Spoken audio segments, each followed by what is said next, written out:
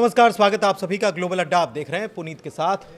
और ईरान को लेकर जो खबरें आ रही हैं उसकी हम बात करने वाले हैं। 18 दिन हो चुके हैं ईरान में जो कुछ चल रहा है, प्रदर्शन चल रहा है और तमाम चीज़ें चल रही हैं। 18 दिन बीत गए हैं और बार बार बीच में खबरें आ रही हैं कि अमेरिका कभी भी हमला कर सकता है। लेकिन अब जो बदलाव हुए हैं उसके बारे में जानकारी आपको दे देते हैं। ताज़ा अपडेट्स क्या हैं, ताज़ा क्या डेवलपमेंट हो रहा है, इसके बारे में समझते हैं। मेरे सहयोगी आनंद मौजूद हैं, क्योंकि देखिए एक बड़ी बात यह है कि आज फांसी देने की बात कही गई कि वहाँ एक शख्स 26 साल का एक दुकानदार, जिसके ऊपर आरोप ये लगाया गया कि अल्लाह के ख़िलाफ़ युद्ध छेड़ा गया उसकी तरफ से, उसको फांसी देने की बात कही गई। अब इसके बाद अमेरिका की तरफ से चेतावनी आई थी और अमेरिका की तरफ से ये कह दिया गया था कि अगर ऐसा कुछ ईरान करता है तो उसका अंजाम भुगतना पड़ेगा।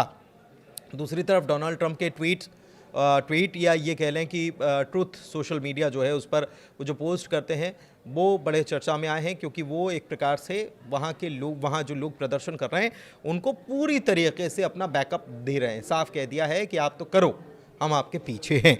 तो अपडेट ये भी है कि डिएगो गार्सिया में कुछ हलचल हुई है। इसके अलावा कतर में जो अल उदैद एयरबेस है उससे भी अपडेट निकल कर सामने आ रहे हैं। ये सारी जानकारी आनंद से लेते हैं। आनंद, क्या खबर आ रही है?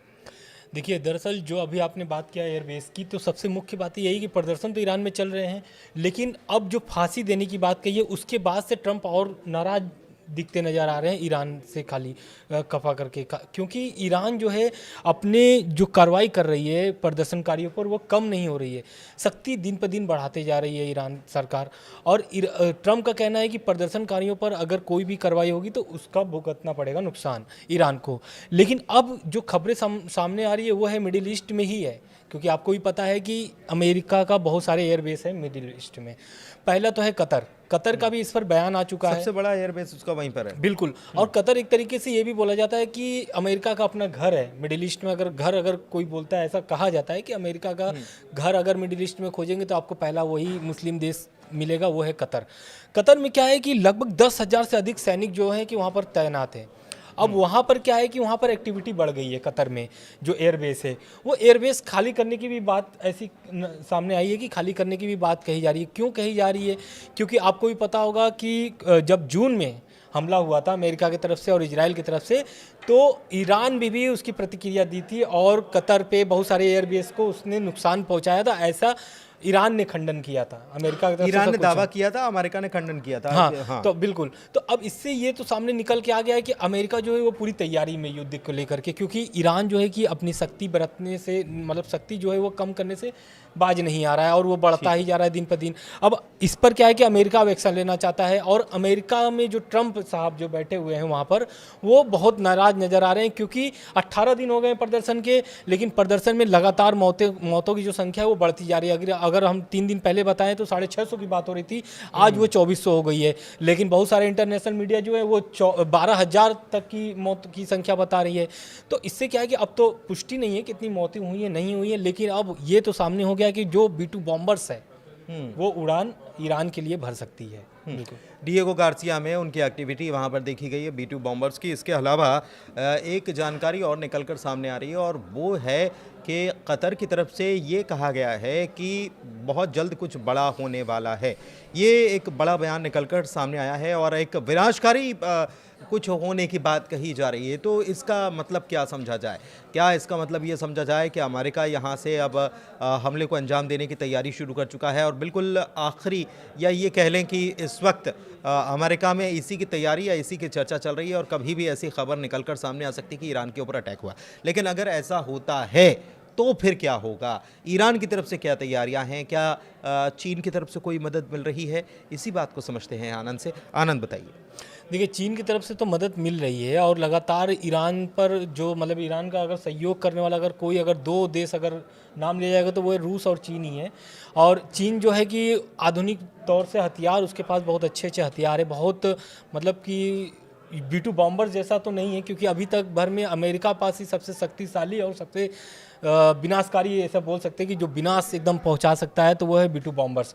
लेकिन अब उसको टक्कर देने के लिए क्या ईरान ने कुछ प्लानिंग किया है, नहीं किया है? तो उसमें क्या है कि चीन का सहयोग अब मिलना शुरू हो गया है। चीन क्या चाहता है?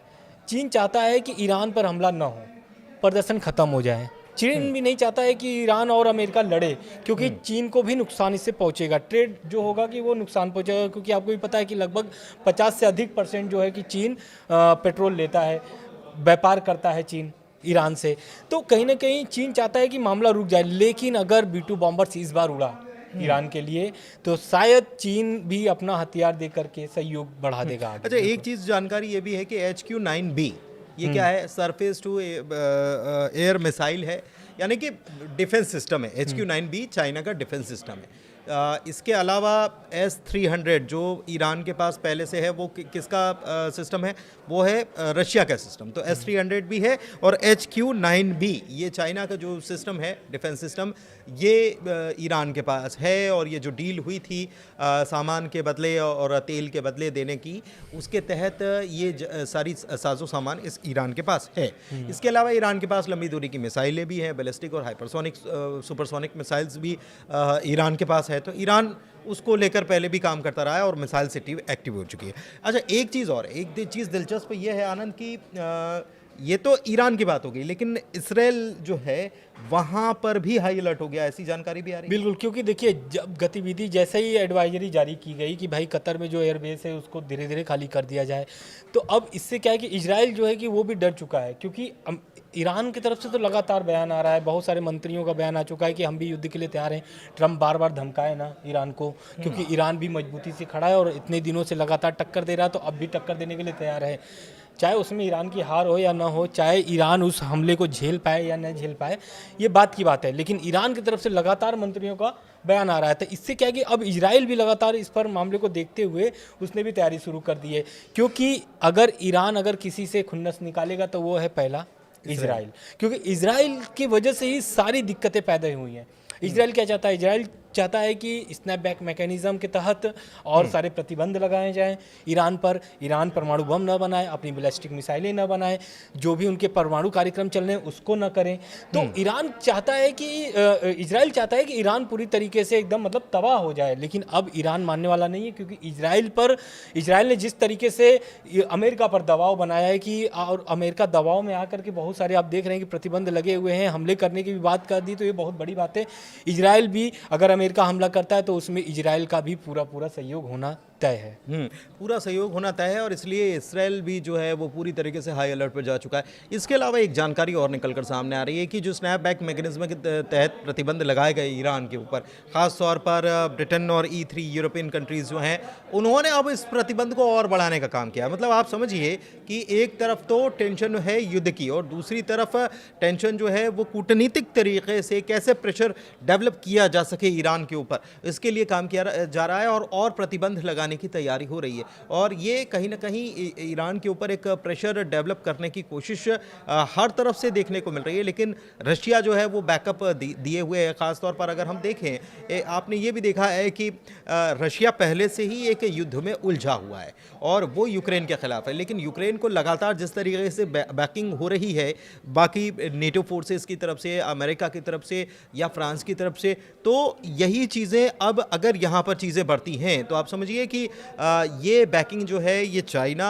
और रशिया की तरफ से ईरान को भी यहाँ पर दी जा सकती है। मतलब ये युद्ध ऐसा नहीं है कि हो जाएगा आनंद और खत्म हो जाए, ये भी बहुत लंबा चल सकता है, इसका दौर लंबा दौर चल सकता है, क्योंकि अब रूस जो है एक तरीके से वो भी ईरान के पक्ष में बात करते हुए ट्रम्प को हड़का दिए हैं कि भाई आप अपने हद में रहिए, बहुत ज़्यादा ईरान पर अगर आप प्रेशर बनाएंगे तो रूस उसके लिए शांत नहीं बैठेगा। रूस भी पूरी तरीके से सहयोग है, क्योंकि रूस का जिस तरीके से ईरान ने सहयोग किया है, यूक्रेन में भी आप देखे होंगे, खबरें भी सामने आई थी कि यूक्रेन में बहुत सारे ईरानी मिसाइलें पाई गई थी। मिसाइलें इवन उन्होंने अटैकिंग ड्रोन ईरान मेड ही थे।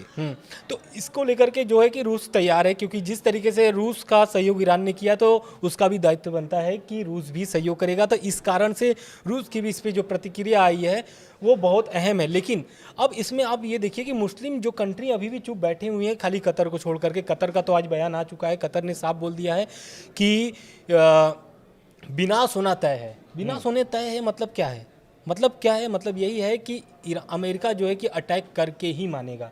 कतर के अगर वहां पर अगर ऑफिशियल्स को वहां पर कुछ कुल मिलाकर जानकारी दे दी गई और तैयारियां चल रही हैं। बिल्कुल। एक चीज़ और है कि यमन जो है वहां की मिलिट्री जो है उसकी तरफ से ये कह दिया गया है कि ईरान के ऊपर जो कुछ चल रहा है वो नाराज़गी जताई है, हम इसका बदला लेंगे, तमाम चीज़ें कही गई हैं। लेकिन यमन में बैठे बैठे क्या ये कुछ कर पाएंगे, सबसे बड़ा सवाल यही है। हालांकि लेकिन यमन आपने इजराइल वाली जो बात की है, उस इजराइल क्यों हाई अलर्ट पर है? इजराइल देखिए 3 तरफ से तो घिरा हुआ ही है। पहला हिजबुल्लाह, हमास, सॉफ्ट टारगेट वही होगा। सॉफ्ट टारगेट, हाँ, हिजबुल्लाह, हमास और इधर आपकी हुती विद्रोही। ईरान पे अगर कहीं हमला होता है तो जाहिर सी बात है चारों तरफ दूसरी तरफ से एक नया मोर्चा खोलने की बिल्कुल। कोशिश होगी। अब क्या है कि वो लोग अभी शांत बैठे हुए हैं, लेकिन पूरी तरीके से वो लोग भी एक्टिव हो जाएंगे हमले करने के लिए, क्योंकि ईरान पर अगर हमला होगा, क्योंकि आपको भी पता है कि ईरान के प्रॉक्सी हैं ये तीनों, और तीनों प्रॉक्सी जो है कि एक्टिव हो जाएंगे, तो इजराइल के लिए बहुत भारी पड़ेगा ये चीज़। इसलिए हाई अलर्ट पर इजराइल है, क्योंकि अगर रात में भी हमला करता है अमेरिका तो इजराइल का पूरा सहयोग होगा, और ईरान भी इस बार चुप नहीं बैठेगा। अगर हमला होगा तो चारों तरफा होगा इजराइल की तरफ से। हिजबुल्लाह भी हमला करने के लिए तैयार बैठा हुआ है, हमास भी तैयार बैठा हुआ है, और इधर हुती विद्रोही भी।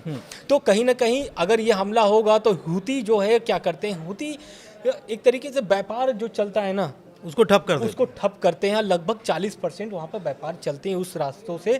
और कहीं ना कहीं ट्रंप इस चीज़ को ध्यान में रख करके, ट्रंप इतने दिनों से क्यों बस खाली धमकी दे रहे हैं कि हमला करेंगे, हमला, वो पूरी तरीके से प्लानिंग बना रहे हैं। अभी कुछ दिन पहले ईरान अटैक पर ब्रीफिंग भी किए थे, उन्होंने बैठक बुलाई थी, उस पर ब्रीफिंग भी हुई थी, और उस ब्रीफिंग में भी देखा गया था कि ईरान के किन किन क्षेत्रों पर हमला किया जा सकता है, कैसे किया जा सकता है, किस तरीके से ईरान पर मतलब वो पकड़ बनाना चाहते हैं। तो क्या इस पर ये सफल हो पाएंगे? अटैक अगर होता है तो क्या हिजबुल्लाह, हमास, हुती ये सहयोग करने के लिए एक्टिव होंगे या नहीं होंगे, ये तो समय बताएगा। लेकिन अभी जो सामने नज़र आ रहा है, एडवाइजरी जारी की जा रही है और कतर का बयान कि विनाश तय है, तो ये कहीं ना कहीं ये जताता है कि ईरान, अमेरिका जो है वो पूरी तरीके से अटैक करने के मूड में है। अगर फांसी हो जाती है, आप ये जो 26 वर्षीय युवा जो प्रदर्शनकारी हैं, अगर वो फांसी हो जाती है तो एक मौका अमेरिका को मिल बिल्कुल जाएगा। हाँ, और उसको बुलाने की कोशिश यहाँ पर की जाएगी। एक चीज़ और है कि ये सब कुछ जो पूरा घटनाक्रम चल रहा है, इस बीच जो नज़र बनी हुई है वो चाइना और रशिया की बनी हुई है, पूरे घटनाक्रम के ऊपर बनी हुई है। लेकिन अब ये देखना होगा कि क्या अमेरिका, क्योंकि एक बात और निकलकर आनंद सामने आ रही थी कि नेशनल सिक्योरिटी काउंसिल जो होती है उसकी एक मीटिंग होने वाली थी। शायद वो जानकारी भले ही निकलकर सामने नहीं आई, लेकिन ट्रंप को शायद ब्रीफ कर दिया गया है, जानकारी दे दी गई है। और इसके पहले भी हमने देखा है कि एक तरफ बातचीत चल रही थी परमाणु वार्ता को लेकर, और दूसरी तरफ B-2 बॉम्बर्स अचानक से एक्टिवेट हो जाते हैं और उसके बाद हमला कर देते हैं। तो क्या ये ऐसा ही कुछ होने वाला है? क्योंकि अभी तक जो बात ट्रंप की तरफ से कही जा रही थी कि एक very soon a meeting has been set up, तो वो मीटिंग होगी या सेटअप किया जाएगा, वो सारी बातें दूर हो गई हैं और अब हमले की बात हो रही है। हालांकि ईरान की तरफ से साफ तौर पर कह दिया गया कि अगर हमला होगा उसका माकूल जवाब दिया जाएगा। फिलहाल इस वीडियो में चर्चा यहीं तक रखते हैं, और चर्चा कैसी लगी ज़रूर बताइएगा, जानकारी कैसी लगी ज़रूर बताइएगा। वीडियो में आखिर तक बने रहने के लिए बहुत शुक्रिया, धन्यवाद।